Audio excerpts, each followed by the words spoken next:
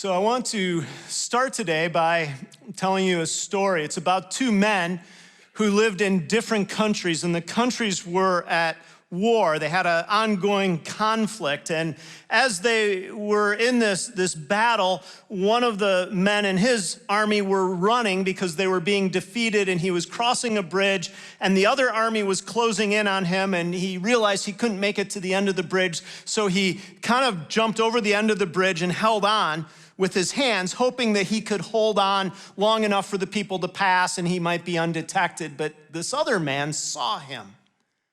And he went over, and there his life held in the balance and was in his hands. And he was about ready to just kind of hit his hands so that he had to fall from the bridge to his certain death. And the man said, "Please have mercy on me for the sake of God." And the man thought, for the sake of God, I believe in God. And so he said, "You believe in God?" And the man said, "Yes, I do." And he said, "Oh, that's great, I do too." And he was about to help him up, and he said, "Well, wait. What kind of God do you believe in?" So before he pulled him up, the man who was hanging with his life in the balance said, I believe in the Christian version of God. I'm a Christian." The man up on top of the bridge said, "I am too, this is amazing." And he was about to pull him up, and before he did, he said, "Well, wait. He said, "What kind of Christian are you?" And the man who was hanging there said, "Well, I've been in the Reformed faith." And the man said, "Well, that's awesome, I have been too." And he said, wait. You're in the Reformed faith, but what kind of Reformation have you believed in? Is it Luther's or Calvin's? And the man said, "Well, Calvin's." And he said, "Me too." He was about to pull. He said, wait. So if you believe in Calvin's Reformation, you're a Christian, you believe in God. He said, "That must make you like a Presbyterian. What kind of Presbyterian are you?" He said, "Are you PCA, PCUSA, EPC, ECHO? Which one are you?" And the man was hanging there by the balance. He said, "Well, I'm EPC." And I said, "Amazing, me too." He was about to pull him up, and he said, "Well, wait. I need to know. Are you open to all the gifts of the Spirit operating in this day and age, or do you think that some of them have changed, morphed a little bit?" And the man said, "I don't even care." And the man said, "I don't know a whole lot either." So he's here, and the man is still hanging in the balance, and he's about to pull him up, and he said, "But I do have another question." He said, "Do you believe in the regulative principle of worship or the normative principle of worship?" And most of you are saying, "I don't even know what that is," and that's part of the point, is the man said at that point, "You don't believe what I believe? Die, you heretic." And he let him go. Now, that's not a true story, just so we're clear. But it's a story to make a point. And the point is this, and that is sometimes there's a sense of there's something that we can agree on, but what we do is we keep moving this farther and farther to say, "But I want you to agree with me on so many fine points before I will somehow see you as being somebody who's part of me." We began a series last week that we're calling What God Has Against the Church. And what we're doing is we're working through the first several chapters of the book of 1 Corinthians. 1 Corinthians is a letter that the Apostle Paul wrote to the church at Corinth. And we said that Corinth, in many ways, was a very cosmopolitan city. And so the church is there. And the Apostle Paul writes this letter. And last week we talked about how he started. And even though he has all these words of correction, that's why we have the title, What God Has Against the Church. Because my guess is there's a lot of us in this culture today who say, "I believe in God, but I'm not sure I like the institution of the church." And there's a lot of things that God, I believe, has against the institution of the church. You see it in 1 Corinthians. But what we saw, as we talked about this last week, is that in order to embrace God's work, sometimes we have to say that the church can be both ideal and flawed. It can be perfect and flawed. And here, Paul takes on his first real challenge in the church. and it's the issue of division. And in chapter 1, verse 10, there are 3 commands that he says. He says that you should all agree that there should be no division among you, and you should be perfectly united. So he hits them right off with these 3 bold commands. He says, here's what I want for you. I want you to be people who say the same thing, who aren't divided, and who can be perfectly united. And there's a paradox here again. There's a paradox in the first 9 verses that the church is filled with saints and sinners, that it's enriched in every way, and yet it's broken in some ways. And here the paradox is, he says, I want you to be divided, and yet I want you to still be unique. I want you not to be divided, to be united and unique, to understand that these 2 things work together. And so what I'd like to do is just point to what I think this passage points to. First, what is. Second, I think it points to what can be or should be. And finally, I think it points to how we move from what is to what can be. So here's the first thing, and that is it points to what is. And I've alluded to this because verse 10 says this. It says, I appeal to you, brothers and sisters, in the name of our Lord Jesus Christ, that you all agree with one another. And this phrase means literally to say the same thing. It doesn't mean that you agree on every fine point, and it can't actually mean that, because what is 1 Corinthians? It's a corrective. When you read through the book of 1 Corinthians, he's taking on things that are wrong in the church. So it doesn't mean that he's just simply saying, let's all just agree to disagree and get along and never have any difference of opinion. And it can't mean that we say all the same thing, because in the book of Acts, Paul had a great conflict with some of the other leaders in the church over what he considered to be an essential doctrine. This is Acts 15. You can read it. He had a disagreement with Peter in Galatians 2 because Peter was not treating people well, and so he called him out. So to say the same thing doesn't mean that you don't take an opinion. It doesn't mean that you don't have a take. But it means that you live in a place where you say, our messaging is similar. Then he says that there be no division. And this phrase means that nothing tears you apart. To have a division, our formal word here that is translated from the original language, it probably doesn't do us a lot of good here, simply because it means that you're not torn apart. And then he says, I want you to be perfectly united, or I want you to be restored so that you have the same mind and you say the same basic thing. And what he's doing here is he's saying, I want you to live in a way where you have a cohesive message. There's another story that's been told about a man who was marooned on a desert island by himself.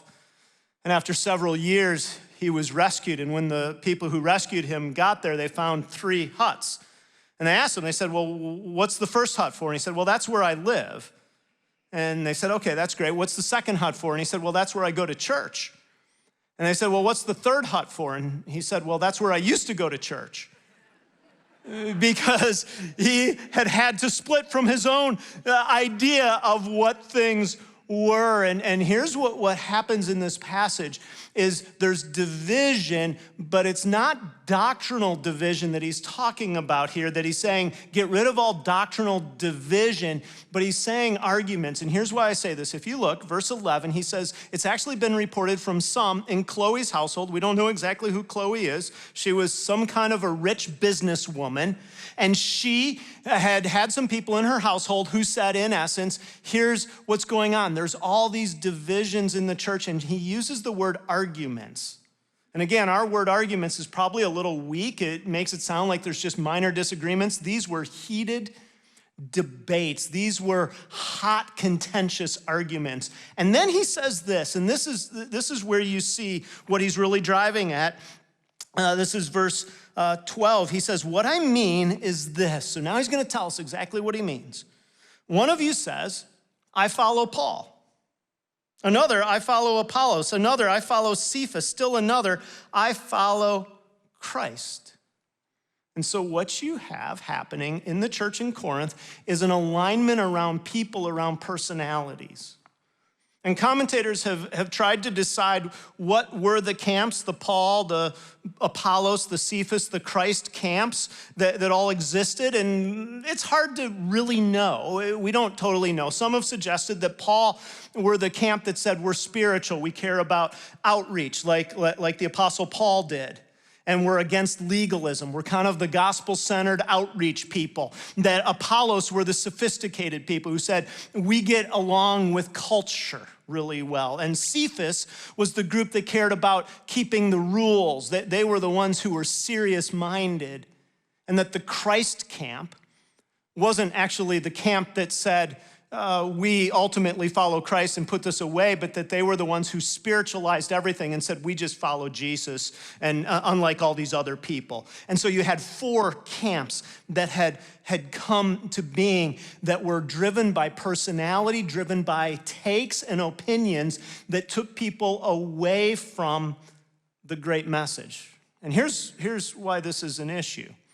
I believe that the church has the greatest message for our world today. And yet, most people in the world believe that the church's message is tied to one of these camp kind of views in our day that says what the church is about is it's about, and then they'll fill in their blank with something that they say, this is the church's big message. And here's why I say the church's message is a great message. In verse 17, he says that he's called to preach the gospel. And the gospel there is a word that means good news. And so what the church's message is that there's a God who created and loves humanity, and yet because of our sin, we don't always act in accordance with God's plan. But Jesus Christ came to this earth to save those of us who can't save ourselves, and he's guaranteed a better future for those who believe, and anyone can get in on it. That's the message of hope that the church has. And what Paul is doing here is he's saying, what you're doing instead is you're dividing up about camps and about littler things, not unimportant things, not things that don't matter at all, but you're dividing, you're having quarrels, you're having arguments, you're not agreeing, you're not united, you don't have the same mindset. Now, I get that, having just said that what you could say is, okay, that was then, the church at Corinth, yeah, they're a mess, we know that. So let me just bring this to today. And here's what I have seen in the last 2 years, and I've been involved in church ministry my entire adult life. So this is an area that I've experienced for a long time. I won't tell you how long, but it's been a long time. And I've never seen 2 years like the last 2 years, where people have gotten so amped up about things that are to the periphery of the overall message of the church and decided that it should be central. And here's how I would put this, and this is purely my take. I don't have any data. This isn't out of the Bible. This is Kurt, so take whatever I'm going to say here with a grain of salt. If you were to say this is the church, like that, the way that church has often thought about politics and positions over the last several decades has been this. And now there are clearly churches that align hard to the right, like this. That's a church on the right. Here's a church on the left. Meaning if you go to these churches, everyone agrees kind of with your politics. But by and large, the way larger churches like Orchard Hill have thought about politics is to say, we try not to get too political. And the reason we try not to get too political is we don't want people to come into the church and hear politics and go, oh, you're an operative of the right or the left. This is what you're about. This is the message. We want people to hear the message of Jesus Christ, the good news, that Jesus died for sinners, that there's a great future and anyone can get in on it. Now, that doesn't mean that you never take positions, because there are things that the Bible talks about, but it means on things that you don't have to get into the weeds of the politics, you try to stay away from it. So for example, I would say that the Bible's really clear about God's heart for immigrants. Okay, you can't read the New Testament, the Old Testament, and not say that God cares about immigration and immigrants. But what we haven't tried to do is say, therefore, we have this well-developed platform of immigration that every Christian should agree with. Okay, that's in politics. Do you understand the difference? But here's what's happened, in my view, in the last 2 years especially. And that is, people have now, on the right or the left, come, and I'm gonna guess this is about 20 or 30% of people on both sides. And again, there's no data to this. This is my observation guess, who have started to say, if you, the church I attend, this is broad, this isn't just Orchard Hill, but this could be Orchard Hill. If you don't affirm some of the things that I believe that are hard on the left or hard on the right, then I'm not sure I can be a part of the church. And the way that I've seen this play out is it isn't what you say. It's not like, oh, you said this and I don't like it. It's you didn't say this. You didn't say it strong enough, hard enough, long enough. Therefore, I'm not sure I can be a part of the church. And here's when I saw this really come to fruition is sometime in the last couple of years, I had some conversations with some people on the left and on the right of this. And I'll tell you what the issues were, and you can go back and kind of listen and see if you can even make more sense of this if you want to. On the left, I had some people come to me and say, I'm really concerned about Christian nationalism and the fact that Orchard Hill isn't taking enough of a stand on Christian nationalism. Now, if you say, I don't know what Christian nationalism is, I'm gonna tell you, but you may say, what's the big deal? Christian nationalism is the idea that America and Christianity are tied together and that it's God's will, ultimately, that America succeed, okay? And so there are people who tie their faith and their Christianity so tightly together that the two of them are one and the same. And so there was a group who came to me, and by the way, if you go back and listen over the last couple of years, you can hear there are times when I've talked about Christian nationalism. I've talked about why I think there's some challenges to that, why I don't think it's a fully biblical understanding. So it's not like this hasn't been addressed, but there were some people who were like, if you don't make this the message of Orchard Hill, I'm not sure I can be at Orchard Hill because I'm so concerned about what's happening in our country right now and the right-leaning Christian right that's going hard on this.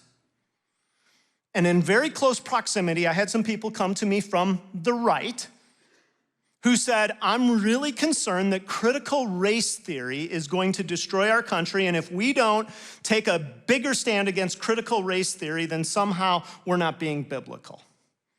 Now, again, if you go back and listen, you can hear places where I've talked about critical race theory, some overtly, some more subtly. And if you're not familiar with critical race theory is the idea that there are victims and oppressors, and everybody fits into one of the two camps. And I ultimately talked about that and talked about why that's not a perfect representation of biblical views. There's some things in both of these that we can understand and learn about, but I talked about some of the challenges to it, but there were some who said, you know what, if that's not one of the leading messages of Orchard Hill, then I'm not sure I can be a part anymore, okay? Now, why do I go into this? Because here's what I believe is happening to the church, broad church, not just Orchard Hill, broad church. People are saying, I want what is being emphasized by Paul, Cephas, Apollos to be emphasized here. I want this to be the big deal. And if it isn't, then I don't know if I can be a part of it. And I think this is exactly what Paul is talking about here when he says, I don't want you to be filled with divisions. I don't want you to be a place that has a mixed message around this.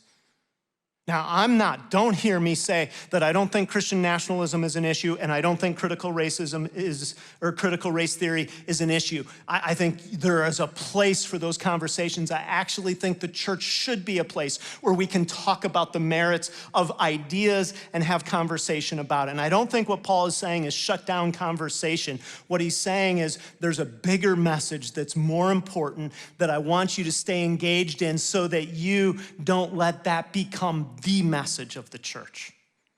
That's what I think he's saying.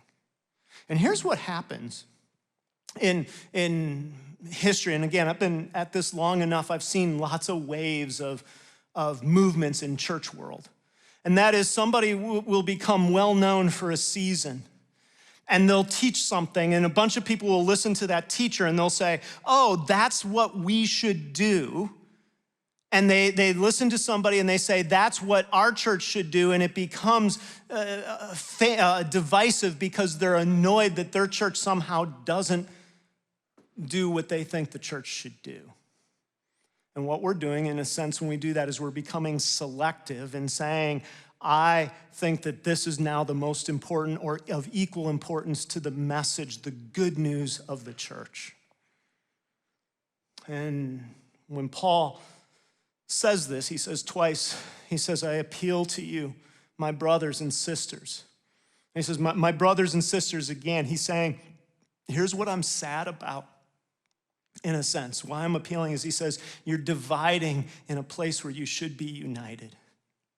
And I have to tell you, I'm sad when I look at the landscape of the church, our church, because there are people I know who have been part of community, had friends for 20 years, who have had a sense of community, raised their kids with other people that say, I'm not sure I can be a part of this anymore because of this exact issue. Now, don't, again, misunderstand me. My heart is not to say those people. My heart is to say, we together want to say, even if we elevate some issue to being important, we don't want to be people who are part of these choosing up sides camps and saying we're taking smaller issues, not unimportant issues, but smaller issues, and making them the issue. So that's what is. But I think Paul also here points to what should be.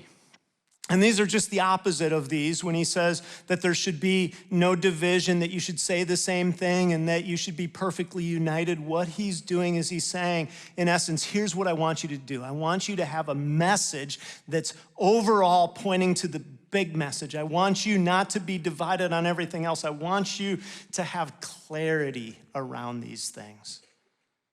And as I mentioned, I've been around enough with these camps over the years to have lived through what it should be, that the church should be seeker-sensitive, missional, that it should do global evangelism differently, that it should be all about social justice, that it should be about education, that worship should be its primary focus, that it should have health care. I've been around and seen leaders that have risen to prominence and then either fallen or just kind of ridden into the sunset, that talked about how their boat crew is their means of evangelism, or how they reverse tithe because they want to make sure that they're living on the edge and they live below their means. I've seen all of this, and my point is just to say what should be is that the church is a place that we can have challenging conversations, but our messaging isn't we're all about this fad or that fad, this camp, that personality, but we are about something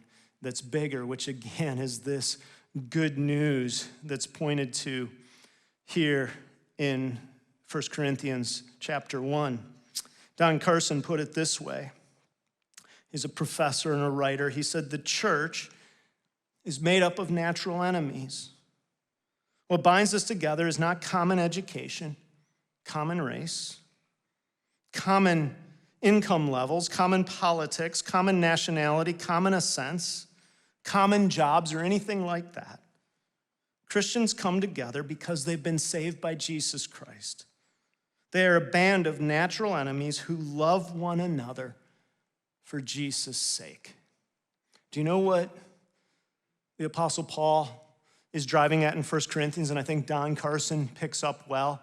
He's saying there should be people from all over this spectrum that come together that make up the church because we have some natural differences, and yet we all say, I'm united around the message that is most important, the good news of Jesus Christ, that the priority of the gospel. Verse 17, where he says, I'm so glad, in essence, that I didn't baptize any of you. I wasn't commissioned to do that. I was commissioned, and then he says, to preach the gospel. And that word in the original language is this word that means good news. My priority, my whole reason for being, he says, is to tell the biggest, best story, not the little stories.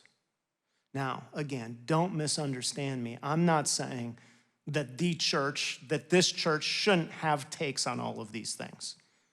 that it shouldn't have biblical instruction to say, how does the Bible speak to it? But what I'm saying is this, that those things should never become the biggest piece of what we do. And if you or I start to make it that then we're acting in exactly the way that Paul is talking about right here. And so how do we move, or how does he point to us moving from what is to what can be? And I would just simply say that what he does is he points to, again, this gospel being at the center. He says this, verse 17, "For Christ did not send me to baptize, but to preach the gospel, not with wisdom and eloquence, lest the cross of Christ be emptied of its power." And so when the gospel, when the cross, when the good news is central, what happens is it strips away my pride, my self-righteousness, my sense of my camp is better than every other camp. Here's why we divide up into camps. And this is true of me as well. And that is, I want to believe that I'm right and that the people I associate with are right and that we have it figured out and that God likes me and my kind better than he likes the other kind. Okay, even saying that sounds ridiculous, but there's a little piece of us that wants to believe that wants to believe if I have it right and I hang out with people who have it right, that God likes me better. And here's how you know this is ridiculous. If you have multiple children, you know that you have kids who have different takes on all kinds of things. Like you probably have one who keeps their room really neat and one who is not so neat. And here's what I know. You might have a preference for how they do it, but you don't go, oh, the neat kid, love them. The other one, not so much. No, you don't do that. You say, I love my children, whoever they are, whatever they're like. And what we want to do is we want to believe I'm getting the star from God because I've done that. But what the gospel does is it says the ground at the foot of the cross is perfectly level. You are not better than people who see it differently. And the way that we move from what is to what should be is by so being taken with that message that we say, I am called to something bigger than simply saying I'm right and I hang out with people who are right like me. Again, I'm not saying it doesn't matter. But what I'm saying is we're called to be critical thinkers without a critical attitude. And we see this again, that use of brothers and sisters. He's saying you are in a family. As Christ divided, he says Christ isn't divided. So be a family. And even if you end up in a place where you say, you know what, I need to go to a church that has a different emphasis. I want to be in a church where people are more here or more here. My comment is, okay, great. That's a legitimate thing. But make sure that you continue to say the message ultimately isn't whatever we find on these sides, but it's something bigger. For years, I played basketball with the same group of guys. I used to play several days a week. Now I have bad cartilage in my knees, no cartilage in my knees, so I don't play very often. But when you play with people in the same context day after day, year after year, you get to know people and they get to know you, and there's, especially in men basketball games over a certain age, there's always tempers and things that flare up that aren't really awesome. So you really get to see people at their finest. And in this game that I played in, there were a couple other guys who were people of faith. One was a pastor at a different church. And when we would play, you'd always have these conversations, and at one point there were a couple guys who got really interested in faith, and here's what I found myself doing, and I don't say this to my credit. This is years ago. I hope I'm more mature today, but what I found myself doing is saying, yeah, but my faith isn't like their faith. They're not the same kind of Christian that I am, because I wanted to try to appeal to the people. Do you know what I was doing in a sense? Standing over a bridge saying, do you see it the way I see it? Are you in the same category I'm in? Because God likes me in my category better than he likes you in your category. And what this passage points us to is saying there is a bigger message that God wants the church to give in Corinth and today in Pittsburgh than simply, I've got a take and I think it's right. Again, not saying you don't have a take and it's not important. Not saying that there isn't truth. But what Paul says is this. He says, my dear brothers and sisters, I urge you, I plead with you that you would say the same thing, that you wouldn't be torn apart, that you would be restored together in mind and in your perspective, because I've heard from Chloe's household that there's a group of you who are having hot disputes among you, and here's what I mean. You're picking up sides with people on either end of the spectrum, and you're dividing over it, and he says, but what I want for you is to make the gospel, the good news, the best story ever. What people hear and encounter when they encounter the church of God at Corinth and the church of God in Pittsburgh. God, I pray today that you would help me and help each person who's part of Orchard Hill today to get clear in our minds that you care about truth, but at the same time, there is a sense in which you want us to make our messaging about something much bigger than even important issues. It's the gospel. God, let that be so formative for me and for each person who calls this their church home. That what happens is we unite around something that is big, even if we're natural enemies on a lot of other things. And we pray this in the name of Jesus Christ. Amen. Thanks for being here. Have a great week.